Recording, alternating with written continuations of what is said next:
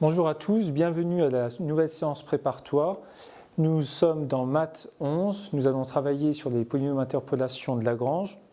Alors nous ne ferons qu'une brève introduction, nous ne verrons pas toute la théorie qui sera vue, elle, en première année de classe préparatoire. Donc nous allons revenir sur le problème de Maths 04, donc je vous conseille vivement de regarder d'abord Maths 04 avant de passer à Maths 11. Et dans Maths 04, on s'était posé la question, est-ce qu'il existe une fonction qui passe par les points de coordonnées A, B, C? J'avais choisi 3 coordonnées de points à peu près au hasard. Et on avait trouvé qu'il existait un polynôme du second degré dont la fonction est f de x, dont la formule est f de x qui vaut 1 quart de x au carré moins 1 demi de x plus 1, qui passe par les 3 points ABC qu'on a définis. On peut se poser la question, que se passe-t-il si on essaie de généraliser et qu'on essaye au moins de passer avec un quatrième point? Donc, on va s'intéresser à cette question. Je rajoute un quatrième point que je note D, qui a pour coordonnées 7, 2. Et on se pose la question, est-ce qu'il va exister aussi une fonction qui passera par et A, B et C, mais aussi par D? Je vous ai représenté ça sur un graphe. Les 3 points A, B, C, comme dans Maths 04, j'ai rajouté le point D de coordonnées 7, 2. Et pour rappel de Maths 04, je retrace la parabole qui passait bien par les points A, B et C.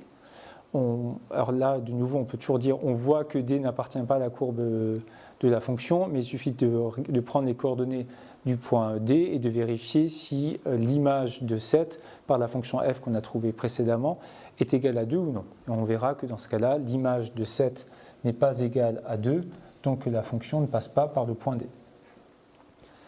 Donc, on avait vu dans Maths 04 que toute fonction qui s'écrit, alors que je note f indice g, qui prend la fonction f précédente, qui rajoute ce polynôme que je vais noter p, et donc ça c'est sa formule p de x. Si je prends une fonction petit g et que je la multiplie par p et que je la rajoute à f, je continue à avoir une fonction qui passe, dont la courbe passe par les points ABC. Alors je vais juste le rappeler. Ici, on a pris x moins l'abscisse de B, x moins l'abscisse de C et aussi x moins l'abscisse de A. Et donc, si je prends x égale l'abscisse d'un des 3 points, P de x sera égal à 0. Et donc, P de x valant 0 fois G de x qui vaut ce que je veux, vaudra 0. Et donc, on retombera sur les valeurs prises par f. Donc, en moins 2, en 2 et en 6, la fonction f indice g vaut f de moins 2, f de 2, f de 6, c'est-à-dire exactement les ordonnées des points respectifs A, B et C. Donc cette fonction f indice g continue à passer par les points A, B, C. On peut se poser la question, est-ce qu'on peut se servir de cette fonction, c'est-à-dire est-ce qu'on pourrait trouver une fonction g qui fera que la fonction f indice g passera encore par les points A, B, C, ça on le sait, mais est-ce qu'on pourrait trouver une fonction g qui fera que cette fonction f indice g passera aussi par le point D? Et pour cela, on va se poser la question, est-ce qu'on peut trouver une fonction g constante? Donc est-ce qu'il existe c appartenant à R tel que g de x est égal à c pour tout x? Et donc, on va inclure cette contrainte dans notre problème. Donc ce que nous on souhaite, c'est trouver la constante c telle que f, g en moins 2, en 2 et en 6 soit respectivement égale aux ordonnées des points ABC, mais aussi que le point d'abscisse 7 qui est l'abscisse de D, on ait dans ce cas-là comme image l'ordonnée de D, c'est-à-dire 2. Donc on a comme contrainte, on aimerait que f de 7 plus P de 7 fois G de 7 soit égal à 2. Or, G de 7, vu que G est une constante, ce sera petit c. Alors, je vais juste rappeler pourquoi on ne s'intéresse qu'à cette contrainte. Je l'ai précisé avant, on sait que pour toute fonction G, quelle qu'elle soit, on sait que la fonction f indice G aura de la courbe qui passera forcément par les points ABC. Donc ça, on est assuré. On cherche juste un C pour que la quatrième contrainte, c'est-à-dire la courbe passe par le point D, soit aussi validée. Et on a cette contrainte, f de 7 plus p de 7 fois c qui est égal à 2. Si on résout cette équation, on va obtenir c qui va être égal à 2 moins f de 7 sur p de 7.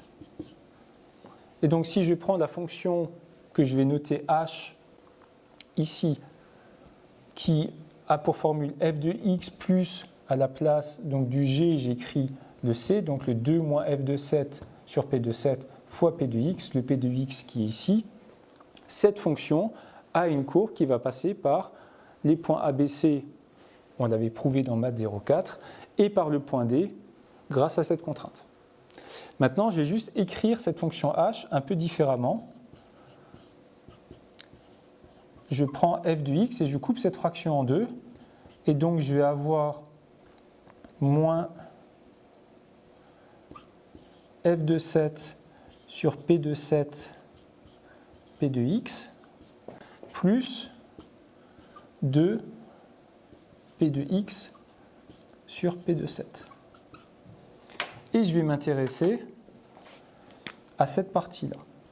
Alors pourquoi cette partie-là? Vous allez comprendre tout à l'heure. Notre fonction h, elle a sa courbe qui passe bien par des 4 points, et on va essayer de comprendre quel rôle joue cette partie et quel rôle joue cette partie.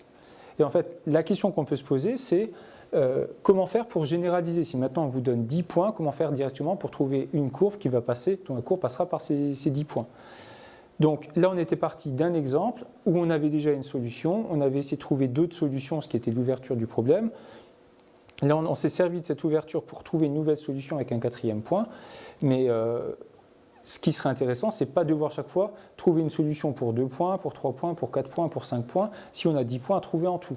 Il serait intéressant de trouver une méthode qui nous donne directement une solution pour 10 points, sans passer par des nombres de points intermédiaires. Alors dans cette deuxième partie, nous allons construire donc, le polynôme d'interpolation de Lagrange du système avec les 4 points A, B, C, D. Et pour cela, nous allons nous intéresser, je vous l'avais dit, d'abord, disons, à 2 fois P de x sur P de 7, mais on va d'abord donner un nom à P de x sur P de 7, qu'on note L4 de x. Et si on s'intéresse à ce polynôme-là, donc qui est un polynôme, on obtient finalement la courbe suivante. On sait que moins 2, 2 et 6 vont être des racines de ce polynôme, c'est-à-dire que le polynôme va s'annuler en moins 2, 2 et 6, parce que P s'annule en moins 2, 2 et 6, ce qui veut dire que la courbe va passer par les points A0, B0 et C0. Si je note A0, B0 et C0, les points d'abscisse, de même abscisse que ABC respectivement, mais d'ordonnée 0, d'où leur nom.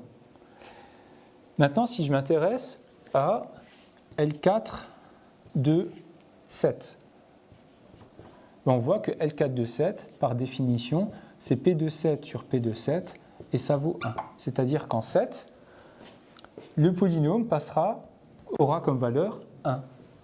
C'est-à-dire passera par le point que j'ai noté D indice 1, c'est-à-dire de nouveau la même abscisse que D, mais comme ordonnée 1. Alors on pourrait se dire, en quoi cette fonction va réellement nous servir à résoudre notre problème?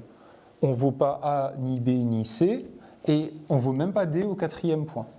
Et c'est là toute l'idée, c'est de se dire que si maintenant je ne prends pas P de x sur P de 7, mais 2 fois P de x sur P de 7, ben dans ce cas-là, je vais commencer à avoir quelque chose qui va être intéressant, parce qu'en faisant 2 fois P de x sur P de 7, on va le voir sur le schéma, on continue à s'annuler au point d'abscisse A, à l'abscisse de A, à l'abscisse de B, à l'abscisse de C, sauf que multiplier une fonction par 2 revient à la dilater verticalement, et donc quand la fonction s'annule, elle continue à s'annuler, en tout cas 2 fois cette fonction continue à s'annuler, mais notre ordonnée ne vaut plus 1, elle vaut bien l'ordonnée de 2. L'ordonnée de D, pardon, qui vaut 2. Donc l'idée, c'est se dire, on construit ce polynôme, on l'a multiplié par l'ordonnée de D, et en multipliant par l'ordonnée de D, on obtient une nouvelle courbe, celle en pointillé, qui continue à valoir 0 au point d'abscisse, l'abscisse, moins 2, 2 et 6, mais qui, cette fois-ci, passe par le point D. Et toute l'idée, c'est de créer comme ça des polynômes qui vont passer respectivement par un point, ici le point D, mais si on arrive à en créer un par le point A, un par le point B et un par le point C, et qui s'annule chaque fois dans les autres points, on va pouvoir créer notre polynôme qui passera par les points A, B, C, D en une seule fois. Donc, je vous propose comme activité 2.4, c'est de construire un polynôme qu'on va noter cette fois-ci L1. Pourquoi L1? Parce qu'on veut qu'il passe par le point A1, donc de coordonnées moins de 1. Et donc c'est le premier point par lequel passe cette courbe de fonction. Et pour les points B, C et D, cette fois-ci, on veut que la courbe de la fonction passe par les points d'ordonnée 0 pour les points d'abscisse B, C et D. Donc B0, C0, je les avais déjà définis. D0, c'est naturellement avec cette même écriture, le point de coordonnées 7 et 0. Je vous laisse mettre en pause la vidéo si vous voulez chercher. Je vous propose finalement la solution suivante, c'est dire que L1 de x, on va vouloir, comme avant, qu'il s'annule au point d'abscisse de l'abscisse de B à l'abscisse de C à l'abscisse de D. Donc on veut qu'il s'annule en 2. Donc si je mets comme facteur x-2, quand x sera égal à 2, j'aurai bien 0 comme valeur. Je veux qu'il s'annule au point d'abscisse 6 et au point d'abscisse 7. Sauf que je veux maintenant qu'il passe par le point A1, c'est-à-dire qu'il vale 1 en moins 2. Et pour cela, avant j'avais noté P de x, ce polynôme, là je pourrais l'appeler Q de x, et dire, finalement, on avait dit que c'était P de x sur P de 7, parce que nous, on voulait que ça passe par le point d'abscisse 7 et d'ordonnée 1. Nous, maintenant, on veut que ça passe par le point d'abscisse moins 2. Donc, l'idée, c'est se dire, je vais reprendre ce polynôme et je vais le prendre en moins 2. Si je calcule maintenant L1 de moins 2, je vais bien avoir l'expression du dénominateur qui va apparaître au numérateur, et donc par division de deux quantités identiques, je vais bien tomber sur 1. Et L1 de 2 égale L1 de 6 égale L1 de 7 égale 0. Donc cette expression, donc x-1 fois x-6 fois x-7, le tout sur moins 2 fois moins 2 moins 6 fois moins 2 moins 7, passera bien par les points A1, B0, C0 et D0. On obtient la courbe rouge qui passe donc bien par le point A1, ici, B0, C0 et D0 qui est ici.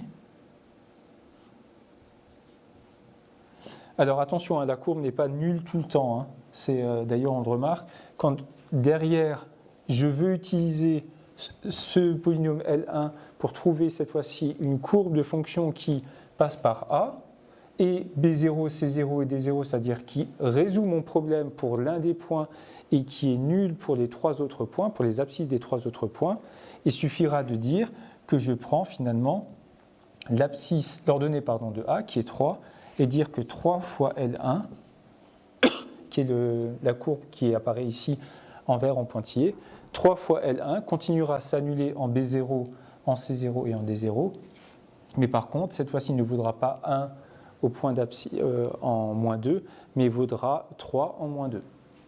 Et donc on obtient bien la courbe verte, 3 fois L1 en moins 2 sera bien égal à 3. Et donc la fonction 3 fois L1 passe par le point A et par les points B0, C0 et D0. Maintenant, on va voir comment on combine les deux fonctions qu'on a créées pour l'instant, c'est-à-dire 2 fois L4 et 3 fois L1. On va voir ce que donne finalement la combinaison de ces deux polynômes. Je vous propose cette fois-ci l'activité 2.7. Je vous l'ai dit, on va on va combiner 3L1 avec 2L4, cette fois-ci en faisant une somme. Alors pourquoi une somme? C'est toute la question, c'est tout le génie de Lagrange quand il a inventé ces polynômes. Et donc on va s'intéresser, nous, à 3L1 plus 2L4 et savoir finalement par quel point passera la courbe de cette nouvelle fonction. Je vous laisse mettre la vidéo sur pause et effectuer les calculs vous-même. Donc pour 3L1 plus 2L4 en moins 2, donc on va regarder à l'abscisse du point A ce que vaut cette fonction. 3 fois L1, on sait que L1 passe par le point de coordonnées moins 2, 1, c'est-à-dire que 3 fois L1 en moins 2, on avait vu avant que ça passait par le point A, et donc vaut 3. Et L4, lui, s'annule en moins 2, s'annule à l'abscisse du point A. Donc, plus 0, et donc on tombe sur 3. Ça veut dire que 3L1 plus 2L4 passe encore par le point A. L1 s'annule en 2, tout comme L4. Donc, vaut 0, et donc ce qui veut dire que la courbe de cette fonction, ici passe par le point A, ici par le point B0, L1 en 6, de nouveau 6 c'est une racine, L4 est aussi une racine de L1, donc on va obtenir aussi 3 fois 0 plus 2 fois 0, c'est-à-dire 0, donc on va passer par le point C0, et 3 fois L1 en 7 et 2 fois L4 en 7, L1 admet 7 comme racine, donc on aura 3 fois 0, et cette fois-ci L4 vaut 1 en 7, et donc vaudra 2, et donc on passera par le point D. Ce qu'on retrouve ici sur la courbe, si je trace 3L1 plus 2L4, la courbe qu'on obtient est bien une courbe qui passe par le point A, qui passe par le point D, et qui s'annule en 2 et en 6, c'est-à-dire aux abscisses de B et de C.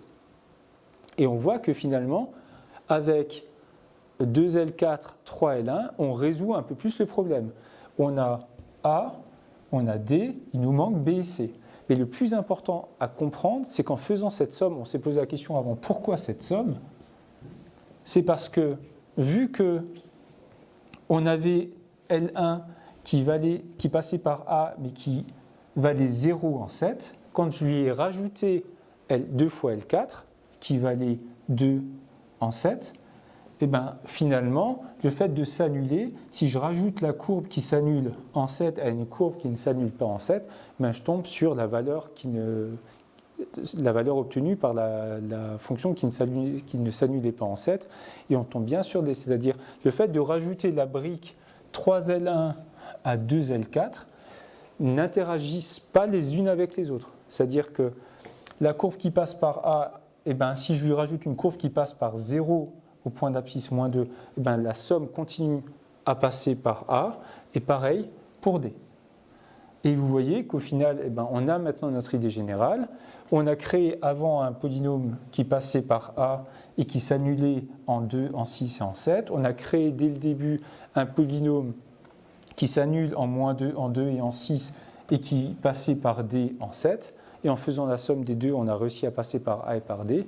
Il suffit de créer deux polynômes à nouveau qui vont passer respectivement par B et par C et qui s'annulent chaque fois partout ailleurs. Donc ils se construisent de la même manière, donc c'est un petit peu calculatoire certes, mais ça fonctionne et on obtient finalement L2, on s'annule cette fois-ci en moins 2, en 6 et en 7, et en 2 on veut valoir 1. L3, on fait la même chose mais cette fois-ci avec C, on s'annule en moins 2, en 2 et en 7 et on veut valoir 1 en 6, donc on remplace 6 à ce moment-là, et en faisant 3L1 plus 1L2 plus 7 L3 plus 2L4, on tombe sur cette courbe bleue qui passe bien par les points A, B, C et D. Et donc on a résolu notre problème, on pourrait dire en une seule fois, parce qu'on n'a pas eu besoin de créer des courbes pour un point, 2 points, 3 points. On a créé pour chaque point une fonction, et on a juste fait une somme qui était une somme judicieuse à ce moment-là, parce qu'elle ne modifiait en rien les solutions précédentes qu'on pouvait obtenir. Donc voilà comment on obtient, vous avez obtenu, vous, votre premier polynôme d'interpolation de Lagrange. Donc vous voyez que c'est assez calculatoire, les formules peuvent paraître longues. L'idée de la classe préparatoire, c'est de formaliser tout ça à l'aide d'une formule dans un cas général où on vous donne des points ABC avec certaines abscisses générales à nouveau, x1, y1, x2, y2 et ainsi de suite. Donc nous allons finir cette vidéo par quelques applications. Donc il est évident de se poser la question à quoi servent les polynômes d'interpolation de Lagrange. On peut trouver une première utilité dans le design, c'est-à-dire si certains créateurs se disent voilà, j'aimerais trouver une courbe, alors qui est, généralement on n'aime pas trop les lignes brisées. Si on a plusieurs points qu'on les relie par des segments, on obtient bien une courbe qui passe par ces points, mais c'est rarement ce que les designers souhaitent. Donc avec les polynômes d'interpolation de Lagrange, on peut obtenir comme ça des courbes qui vont bien passer par certaines contraintes et qui peut être une solution pour un designer. Maintenant, on a entre-temps, les courbes de Bézier peuvent mieux répondre à ce problème. Alors, en mathématiques, on a besoin des polynômes d'interpolation de Lagrange de manière générale, en particulier dans certaines démonstrations où, sur des chapitres qui n'ont pas du tout l'air d'être reliés aux polynômes d'interpolation de Lagrange, ils apparaissent et ils permettent de solutionner comme ça, d'effectuer une démonstration. C'est assez extraordinaire de les voir apparaître comme ça dans certains chapitres, a priori, qui ne sont pas du tout reliés à ce concept-là. La situation où on pourrait s'en servir a priori le plus, c'est en sciences pour effectuer une modélisation.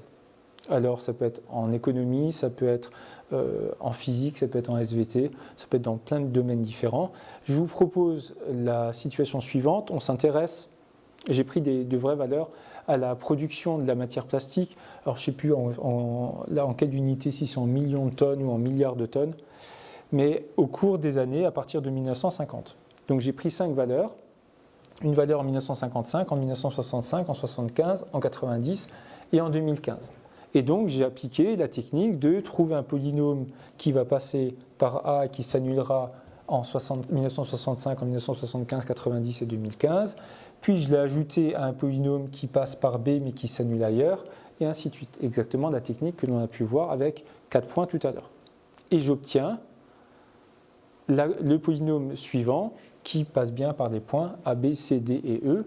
Et on pourrait se dire, est-ce que ceci représente une bonne modélisation de la situation? Et c'est là qu'on va s'intéresser maintenant à un mot particulier de ces polynômes. Ce sont des polynômes d'interpolation de Lagrange ou interpolateurs.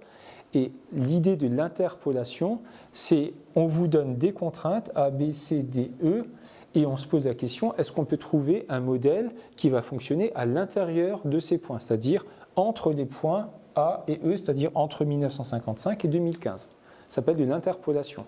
L'extrapolation, c'est quand on essaye de deviner ce qui s'est passé avant ou ce qui va se passer après. C'est-à-dire, est-ce qu'on peut trouver un modèle avant A et un modèle après E? Alors si on s'intéresse un peu au modèle, à la partie extrapolation, avant A, si je continue à tracer un peu la courbe, elle remonte. Et ce qui serait assez étonnant, parce qu'on a réellement commencé à utiliser le plastique en 1950, il n'y a pas de raison qu'il y ait des millions de tonnes de plastique qui soient créées en 1800, en 1700 et ainsi de suite. Donc déjà avant A, on pourrait se dire que la modélisation n'est pas forcément heureuse. Après E, alors après 2015, on a encore des valeurs pendant quelques années, mais la question est, est-ce qu'on peut se servir de la fonction que l'on obtient comme modèle pour prédire le nombre de tonnes de déchets qu'il y aura en 2030, en 2040, en 2050. Alors, si on appelle ça des polynômes d'interpolation de Lagrange, c'est parce qu'ils sont bons pour interpoler et beaucoup moins bons pour extrapoler. Je vais vous donner l'exemple suivant. J'ai pris cette fois-ci, au lieu de prendre la valeur en 1965, j'ai pris la valeur en 1973. Alors en réalité, en 1973, il y a eu le choc pétrolier, ce qui veut dire qu'en 1975, il y avait quasiment autant de production de matière plastique qu'en 1973. D'où le fait qu'en 1973, on ait une valeur qui est à peu près identique à celle de 1975. Donc avant, ça ne se voyait pas, qu'en 1975, ça avait stagné, et on obtenait une courbe qui paraissait a priori une belle fonction qui pouvait ressembler à une exponentielle et qui correspond à la courbe réelle en plus. Sauf qu'ici, vous voyez qu'en changeant le point, donc j'ai pris un autre point et vous voyez que la courbe change complètement. Alors dans l'interpolation, c'est-à-dire entre les points, on pourrait dire qu'ici il y a une petite bosse, c'est peut-être un peu bizarre. Ici on voit une sorte de ralentissement, ok, on pourrait aussi dire que c'est bizarre, mais ce n'est pas extravagant. Alors qu'avant, vous voyez qu'avant A, on passe carrément à des valeurs négatives, ce qui n'a aucun sens dans notre problème, mais c'est surtout qu'à partir de E, à partir de 2015, avec juste la modification d'un point, on obtient que la production de plastique chute drastiquement à partir de 2015, ce qui n'est absolument pas vrai depuis les 8 années qui sont écoulées. Donc, vous voyez que les polynômes d'interpolation de Lagrange, ça permet d'interpoler correctement, mais absolument pas d'extrapoler. Donc ça, c'est le gros problème des polynômes d'interpolation de Lagrange, qu'on essaie de résoudre par différentes méthodes, en augmentant le degré des polynômes et ainsi de suite, mais à nouveau, là, on dépasse le niveau en partie même le niveau de classe préparatoire. Je vous propose pour la semaine prochaine d'effectuer une activité cette fois-ci sur la méthode de Newton pour résoudre une équation. Donc là, je vous demande de me trouver une valeur approchée de la fonction de l'équation cos x égale x. On se restreint à l'intervalle 0,2, mais j'aimerais une valeur approchée à 10 moins 6 près. Donc, à vous de voir comment faire. C'est un problème ouvert niveau lycée, il faut prendre un peu d'initiative, mais ça se fait. Mais l'idée, c'est de prendre cet exemple, cette équation comme exemple pour montrer l'immense intérêt de la méthode de Newton dans la résolution en valeur approchée d'une équation. Je vous remercie, je vous souhaite une bonne soirée et à la semaine prochaine.